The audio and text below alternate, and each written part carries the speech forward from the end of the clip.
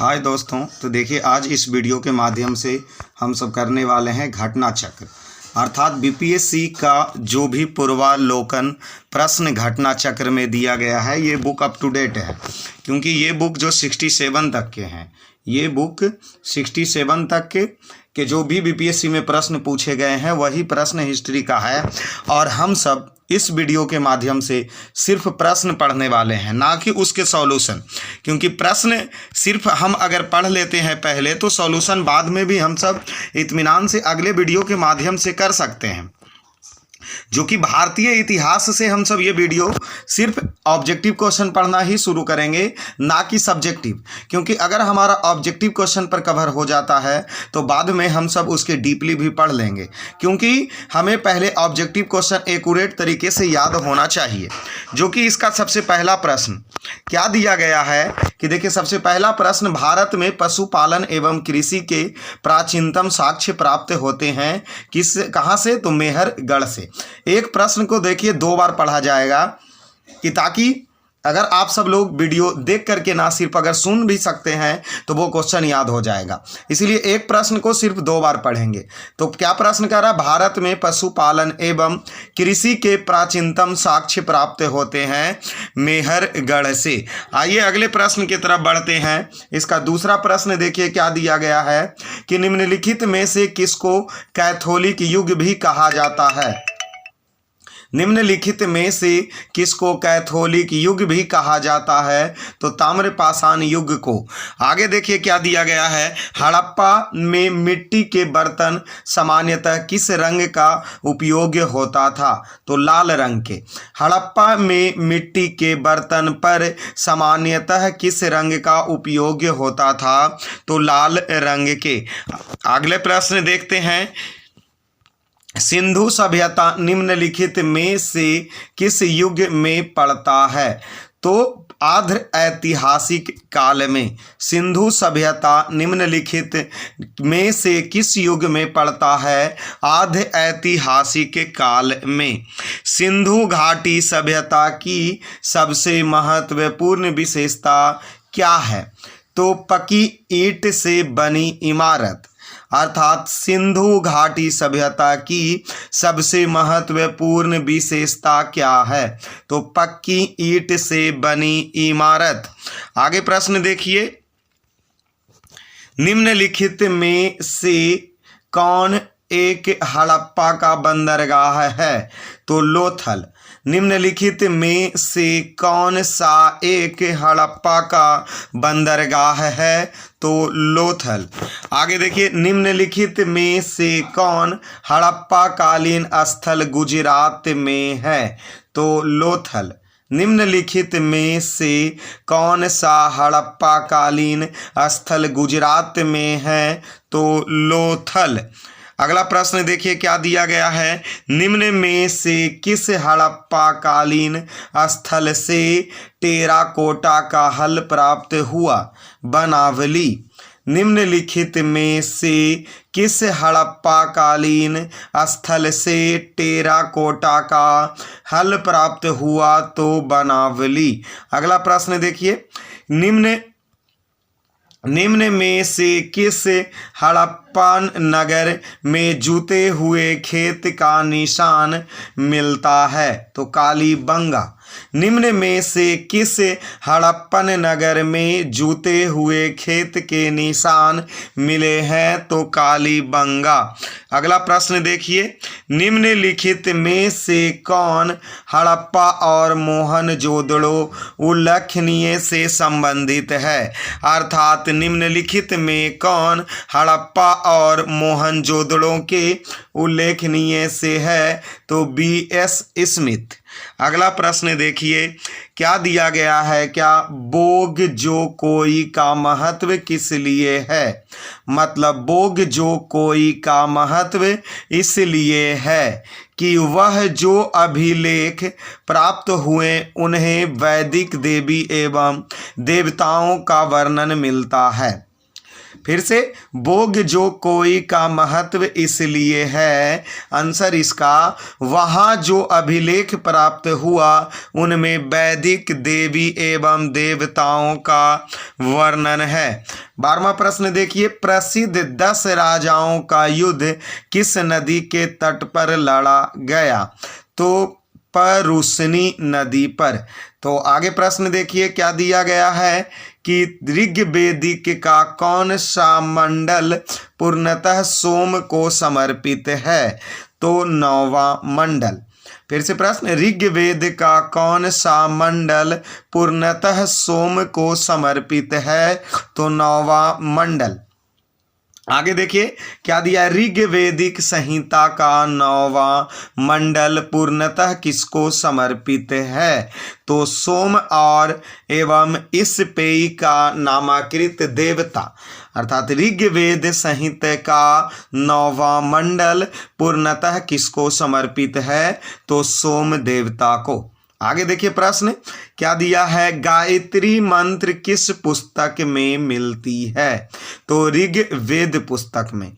गायत्री मंत्र किस पुस्तक में मिलती है? तो ऋग्वेद पुस्तक में। निम्न में से किस भारतीय दर्शन ने परमाणु सिद्धांत का प्रतिपादन किया? तो वैशेषिक। निम्न में से किस भारतीय दर्शन ने परमाणु सिद्धांत का प्रतिपादन किया? वैशेषिक। आगे प्रश्न देखिए, महावीर स्वामी का जन्म स्थान कहाँ है? तो कुंडल ग्राम में। महावीर स्वामी का जन्म कहाँ हुआ? तो कुंडल ग्राम में। अगला प्रश्न देखिए, महावीर जैन की मृत्यु निम्नलिखित में से किस नगर में हुई? पावापुरी। महावीर जैन की मृत्यु निम्नलिखित में किस नगर में हुई? तो पावापुरी। भगवान महावीर का प्रथम शिष्य था जमाली। भगवान महावीर का प्रथम शिष्य था जमाली। निम्नलिखित में कौन सबसे पूर्वकालिक जैन ग्रंथ कहलाया? तो 14 पूर्वी। निम्नलिखित में कौन सबसे पूर्वकालिक जैन ग्रंथ कहलाया? तो 14 पूर्वी। महात्मा बुद्ध ने अपना पहला धर्म चक्र परिवर्तन किस स्थान पर दिया? सारनाथ। महात्मा बुद्ध ने अपना पहला धर्म चक्र परिवर्तन किस स्थान पर दिया? तो सारनाथ। अगला प्रश्न देखिए, महात्मा बुद्ध का महापरिनिर्वाण कहाँ हुआ? तो कुशीनगर में। महात्मा बुद्ध का महापरिनिर्वाण कहाँ हुआ? तो कुशीनगर में। त्रिपिटक किसकी धार्मिक पुस्तक है? तो बौद्ध की। त्रिपिटक किसकी धार्मिक पुस्तक है? तो बौद्ध की। त्रिरत्न जैसे सटीक ज्ञान, सच्ची आस्था, सटीक क्रिया निम्नलिखित में से किससे संबंधित है? तो इसका सही आंसर जैन धर्म। कौन धर्म? जैन धर्म। प्रश्न क्या कह रहा है? सटीक ज्ञान, सच्ची आस्था और सटीक क्रिया निम्नलिखित में से किससे संबंधित है? तो जैन धर्म से। जैन धर्म से। अगला प्रश्न, निम्नलिखित में कौन सी बात बौद्ध धर्म तथा जैन धर्म में समान नहीं है? तो आत्मा दमन। निम्नलिखित में से कौन सी बात बौद्ध धर्म तथा जैन धर्म में समान नहीं है? तो आत्मा दमन। 26 नंबर प्रश्न देखिए, बोध गया में बोधि वृक्ष अपने वंश की इस पीढ़ी का है? तो पंचम पीढ़ी। बोध गया में बोधि वृक्ष अपने वंश की इस पीढ़ी का है? तो पंचम पीढ़ी। अगला प्रश्न, बराबर की गुफाओं का उपयोग किसने आश्रय गृह के रूप में किया? तो आजीवकों ने। बराबर की गुफाओं का उपयोग किसने आश्रय गृह के रूप में किया? आजीवकों ने। 28 नंबर प्रश्न देखिए, आजीवक संप्रदाय के संस्थापक थे? तो मैथिली गोसाल। आजीवक संप्रदाय के संस्थापक थे मैथिली गोसाल। 29 नंबर प्रश्न देखिए, पाटलिपुत्र के संस्थापक थे उदाईन। पाटलिपुत्र के संस्थापक थे उदाईन। किस शासक द्वारा सर्वप्रथम पाटलिपुत्र का राजधानी के रूप में चयन किया गया? उदयीन द्वारा। क्या प्रश्न कह रहा है? किस शासक द्वारा सर्वप्रथम पाटलिपुत्र का राजधानी के रूप में चयन किया गया? उदयीन के द्वारा। 31 नंबर प्रश्न देखिए, निम्नलिखित में से किस राजा ने पाटलिपुत्र बसाया था? तो उदयीन। निम्नलिखित में से किस राजा ने पाटलिपुत्र बसाया था? उदयीन ने। 32 नंबर प्रश्न देखिए, विश्व का पहला गणतंत्र वैशाली में किसके द्वारा स्थापित किया गया? तो लिच्छवी के द्वारा। विश्व का पहला गणतंत्र वैशाली में किसके द्वारा स्थापित किया गया? तो लिच्छवी द्वारा। 33 नंबर प्रश्न, मगध की प्रारंभिक राजधानी कौन सी थी? तो राजगिरह। मगध की प्रारंभिक राजधानी कौन सी थी? तो राजगिरह।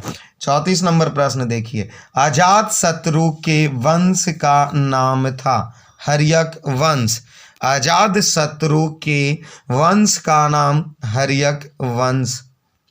35 नंबर, सेंटोक्रेटस से चंद्रगुप्त मौर्य की पहचान किसने किया? तो विलियम जोन्स। सेंटोक्रेटस से चंद्रगुप्त मौर्य की पहचान किसने किया? William Jones. 36 नंबर प्रश्न, ब्राह्मी लिपि सर्वप्रथम किसने पढ़ी? तो जेम्स प्रिंस। James Prinsep. तो ब्राह्मी लिपि को सर्वप्रथम किसने पढ़ी? तो जेम्स प्रिंसेप। 37 नंबर प्रश्न, मेगास्थनीज के पुस्तक का नाम क्या था? तो इंडिका। मेगास्थनीज की पुस्तक का नाम क्या था? तो इंडिका। मेगास्थनीज की पुस्तक का क्या नाम था? इंडिका। 38 नंबर प्रश्न की ओर देखते हैं, इंडिका का लेखक कौन था? मेगास्थनीज। इंडिका का लेखक कौन था? मेगास्थनीज। मेगास्थनीज के दूत था? तो सेलुकस। मेगास्थनीज के दूत था सेलुकस। तो आइए 40 नंबर प्रश्नों की तरफ। अंतिम मौर्य सम्राट था? अंतिम मौर्य सम्राट था बृहदत्त। अंतिम मौर्य सम्राट था बृहदत्त। किस अभिलेख में रुद्रदामन प्रथम की विभिन्न उपलब्धियां वर्णित है? जूनागढ़। किस अभिलेख में रुद्रदामन प्रथम की विभिन्न उपलब्धियां वर्णन है? तो जूनागढ़। तो 42 नंबर प्रश्न देखिए, निम्नलिखित राजाओं में से किसका जैन धर्म के प्रति भारी झुकाव था? खारवेल। क्या कह रहा? निम्नलिखित राजाओं में से किसका जैन धर्म के प्रति भारी झुकाव था? खारवेल। तो 43 नंबर प्रश्न देखिए, कलिंग नरेश खारवेल का संबंध था? तो किससे? तो कलिंग नरेश खारवेल का संबंध महामेघवाहन नामक व्यक्ति से था और इसीलिए इसका ऑप्शन ई होगा। तो 44 नंबर प्रश्न देखिए, प्राचीन भारत का नेपोलियन किसे कहा गया? समुद्रगुप्त। प्राचीन भारत का नेपोलियन किसे कहा गया? तो समुद्रगुप्त को। 45 नंबर प्रश्न, गुप्त सम्राट जिसे हुनों को पराजित किया वह स्कंदगुप्त थे। गुप्त सम्राट जिसने हुनों को पराजित किए थे वह स्कंदगुप्त थे। 46 नंबर प्रश्न देखिए, किस प्रकार की भूमि को अपृहत कहा जाता है? तो बिना जोती हुई जंगल भूमि को। क्या करा?